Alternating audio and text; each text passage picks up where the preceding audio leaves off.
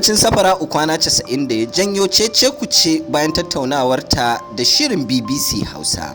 Ku biyo mu a cikin wannan bidiyon don jin me ta ce. Amma kafin nan, idan wannan ne zuwanka karo na farko zuwa wannan tasha, to kar ka manta da danna subscribe da kuma alamar ƙararrawa domin samun labarai da dumudumin su. Furucin nata wanda ta bayyana yadda aka yi bidiyon tsarecin ta ya fita, wanda ta alakanta haka da cin amanan na kusa da ita, wanda kuma a ƙarshe furucinta wanda ya janyo cece-kucen shine wanda ta ce kashi 70 na 'yan mata sukan yi bidiyon tsarecin su bari a cikin wayarsu. Furucin nata babu shakka ya janyo cece-kuce, inda tuni 'yan mata daga gurare daban-daban suka fara mayar mata da martani, wanda abin ba a cewa komai. To dama dai Hausawa na cewa baki shi ke yanke wuya, kuma mutum shi ke furta wani kalamin da ka iya zamanto masa matsala a rayuwarsa. To Allah ya kare mu ya kuma ba mu damar iya sarrafa harsunanmu. Kuma da haka muka zo ƙarshen wannan bidiyo.